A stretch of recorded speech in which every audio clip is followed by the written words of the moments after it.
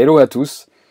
Voilà, alors maintenant dans cette vidéo-là, je suis dans une caravane qui est sur le terrain de notre maison. Hein. J'ai toujours pas fui notre domicile. C'était la joie d'avoir des amis qui ont stocké leur caravane sur notre terrain. Et Eureka, sans avoir prémédité ça, eh ben, c'était l'occasion de profiter de la caravane. Voilà. Bref, c'était pas le sujet de cette vidéo, même si j'en suis très heureux. Non, je voulais continuer et faire suite à la première vidéo, si vous l'avez regardée, sur ce point qui me paraît toujours important de souligner. On va voir encore dans la suite de cette vidéo pourquoi il me semble si important. Cette particularité, cette notion où Jésus, et en particulier d'ailleurs dans l'évangile de Jean, hein, vous vous rappelez le disciple lui-même qui venait se poser, se reposer, se coucher sur la poitrine de Jésus. Et je pense que ce n'était pas un hasard. Vous savez, le disciple que Jésus aimait, parce que lui avait réalisé peut-être d'une manière encore plus profonde, plus entière, plus complète, l'amour de son Sauveur, l'amour de son bien-aimé. Et en tout cas, dans cet évangile de Jean, plusieurs fois il nous est répété que Jésus appelait les gens autour de lui à venir vers lui et à expérimenter quelle promesse du Dieu vivant, quelle promesse de El Shaddai Jésus venait incarner sur cette terre. Donc je vous avais cité les versets, hein, je peux peut-être vous les redire pour ceux qui n'avaient pas suivi la première vidéo, c'est pas bien. Plus sérieusement, Jean 7, 37, 38, hein, où pendant la fête des tabernacles, Jésus appelle à venir à lui pour boire, et ensuite croire en moi, et des fleuves d'eau vive jailliront de leur sein. Et puis ensuite Jean 6, 35, où là Jésus se décrit comme le pain de vie, le pain vivant venant des cieux. Et là il dira, celui qui croit en moi n'aura jamais faim. Et celui qui vient à moi, j'ai bien dit, et ensuite celui qui croit en moi n'aura jamais soif. Donc Jésus, à chaque fois qu'il abordait ou qu'il introduisait une promesse que lui incarnait en tant que fils de Dieu, en tant que le fils qui est venu s'incarner, en tant que la parole de Dieu qui est venue s'incarner dans notre chair, et qui est venu manifester, révéler, mettre à la lumière complète, d'une manière physique, dans la chair, les promesses du Dieu vivant, l'essence du Dieu vivant, l'empreinte visible du Dieu invisible. Eh bien, en premier, Jésus interpellait de venir à lui. Hein. Puis comme je disais dans la première vidéo, on ne va pas refaire la même redite, mais cette notion, pas seulement quand on ne connaît pas notre Sauveur, et qu'on a une première expérience de venir à lui et ensuite de croire, mais pour nous-mêmes, comme Paul, je vous le disais, nous l'écrit, hein, comme nous l'avons reçu, comme nous avons reçu Christ, et bien continuons de marcher en lui.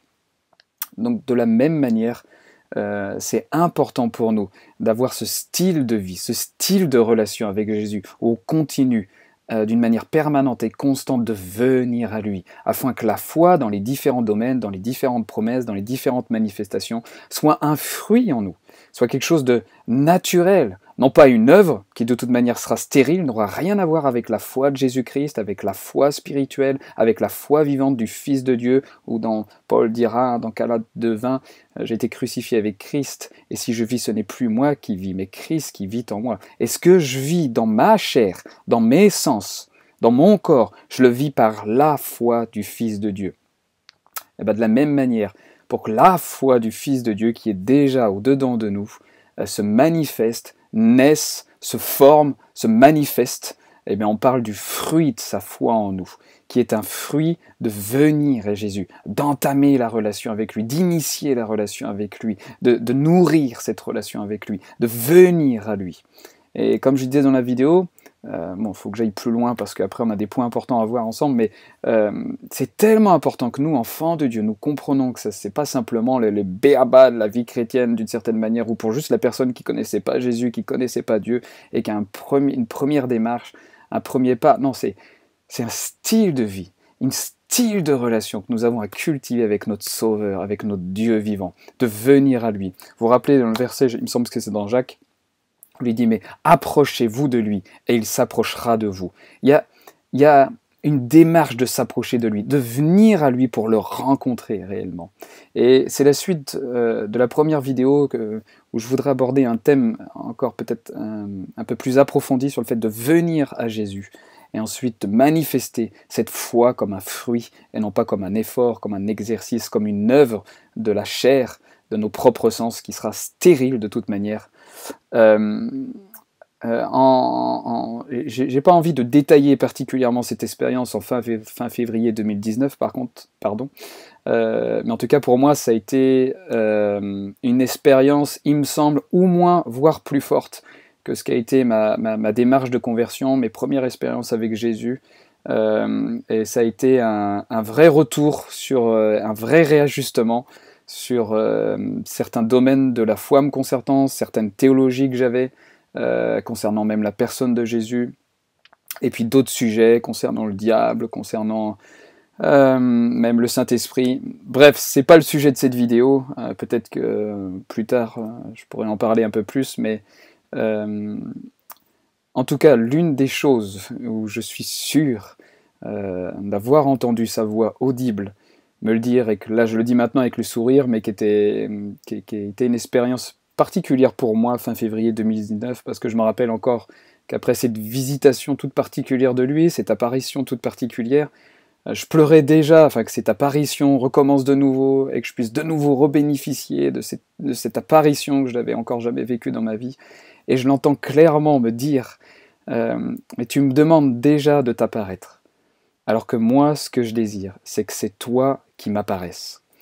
Et spontanément dans mon cœur, je dirais pas tout ce qui est passé à ce moment-là, mais je suis sûr que c'est le Saint-Esprit qui a fait remonter ce chapitre d'Exode 24 où il est parlé des anciens, des 70 avec Moïse et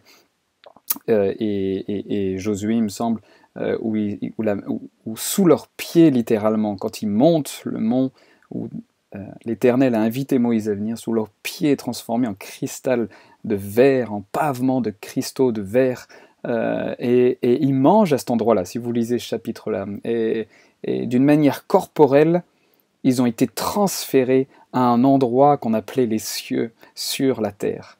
Et je crois vraiment aujourd'hui que l'une des étapes de maturité de l'épouse de Christ, de l'Église aujourd'hui, c'est entendre cet appel de Jésus qui nous dit « Mais venez m'apparaître là où je suis ». Et je fais ce lien avec le thème de venir et de croire, parce qu'il me semble profondément, réellement, que ce temps qu'on est en train de vivre, cette saison qui s'ouvre à nous, est celle de notre apparition, est celle de cette venue à Jésus là où il est maintenant. Certes, par son esprit, sa présence demeure avec nous ici sur terre, au-dedans et autour de nous, mais corporellement, Jésus, Christ, la plupart du temps, se manifeste et demeure et habite dans les cieux, à la droite de Dieu.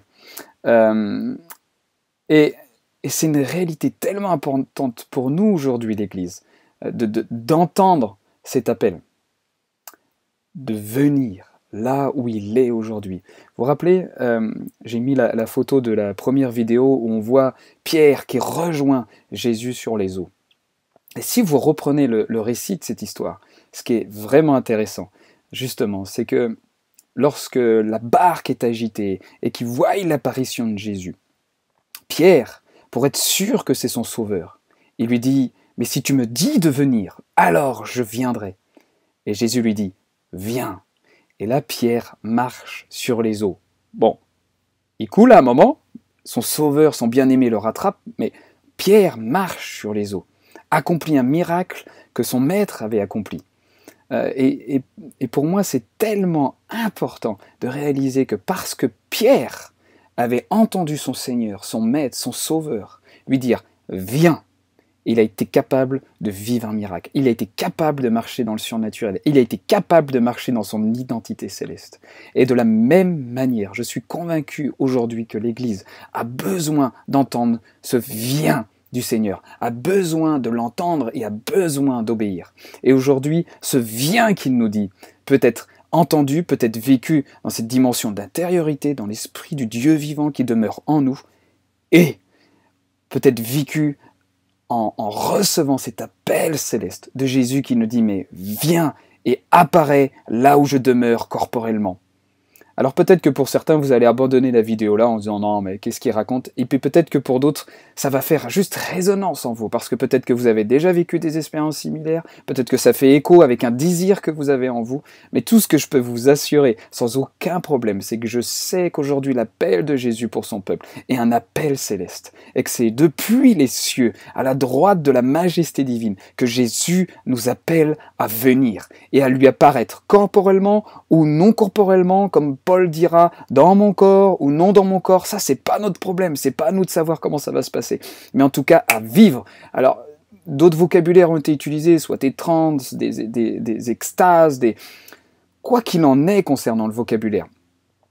Il est certain que cette expérience de visiter l'endroit où il est, parce que nous entendons « viens » là où il demeure corporellement, est un appel aujourd'hui pour l'Église. Je vois déjà 10 minutes.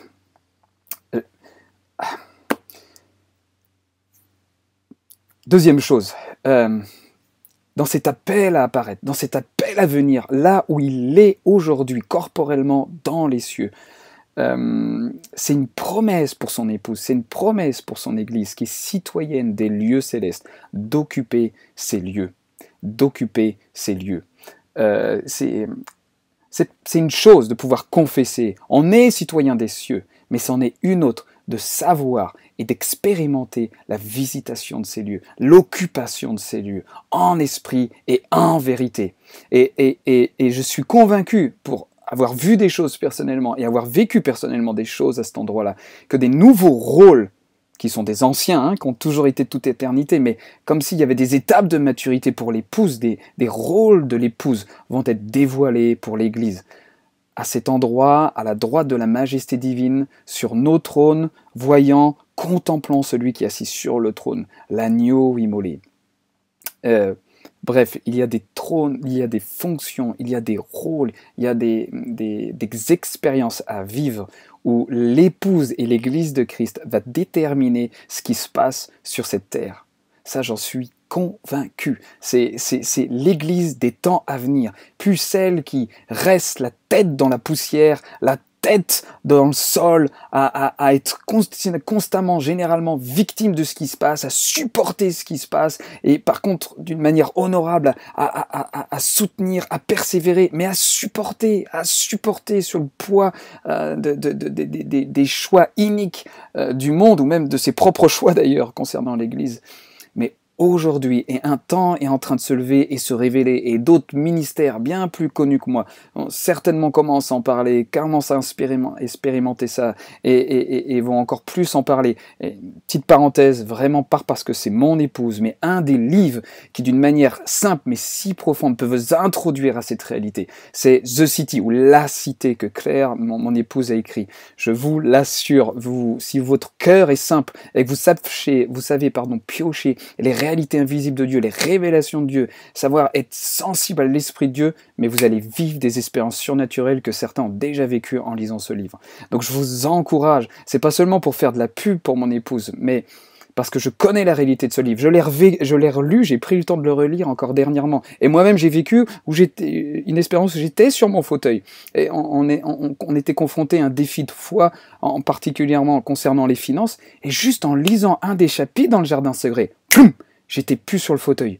Et j'entendais Dieu audiblement me dire « Tu n'as rien à craindre, c'est moi ton filet. » Et quand je suis sorti de cette expérience, j'avais plus aucune crainte. Et j'ai dit à mon épouse « Ok, pour ce défi, on y va. » Je peux vous l'assurer, et la paix était dans mon cœur, sans aucune espèce de crainte. Aucune crainte, et encore aujourd'hui, aucune crainte. Alléluia, ça c'est mon Jésus. Bon, bref, 13 minutes 55, je ne sais pas s'il y en a beaucoup qui persévèrent à regarder aussi longtemps, mais je voulais parler, mais je ne vais pas le faire. Je voulais parler vraiment de cette promesse que Jésus nous donne à celui qui vaincra. Et en grec, c'est pas celui qui vaincra comme un futuriste, comme un temps futuriste. En grec, le temps signifie celui qui est en train de vaincre, celui qui est en train de conquérir. Ou autrement dit, en français, on pourrait dire le conquérant, le victorieux. Héritera plusieurs choses, si vous voyez, Apocalypse 3, 21, je le ferai asseoir sur moi, sur mon trône, on est assis avec lui dans les lieux célestes. Je m'étais trompé dans la première vidéo, j'avais inversé, Colossiens 3 nous en parle, et Éphésiens 2 nous en parle, entre autres. Comme Jésus nous dira dans Jean 17, qui nous a pris avec lui afin de contempler sa gloire. savez, Jésus, c'est pas un sadique. Hein. Il nous a pas placés, pris avec lui dans les lieux célestes pour contempler sa gloire comme une vitrine d'un beau magasin et vous dire hey, les gars, hein, c'est chouette ma gloire, hein, mais vous maintenant, retournez la poussière du sol. Non, Jésus nous a pris pour contempler sa gloire afin que nous-mêmes on reflète cette gloire sur cette réalité terrestre. Amen. Oh, je suis en train de me dire amen aux gens maintenant, c'est terrible. Bon, bref, excusez-moi. On poursuit. Apocalypse 21:7, c'est encore cette promesse à celui qui vaincra, ou comme je vous dis, celui qui est conquérant en ce moment, qui persévère dans la conquête et dans la victoire. Je serai son Dieu, il sera mon fils. Ensuite, Apocalypse 3, 5, 12 et 21, vous les lisez chez vous. Tu seras revêtu de vêtements blancs. Je n'effacerai point votre nom du livre de vie. Donc par défaut, il y est. Je confesserai votre nom devant mon Père et devant ses anges. Vous aurez accès, vous mangerez à l'arbre vie dans le paradis de Dieu.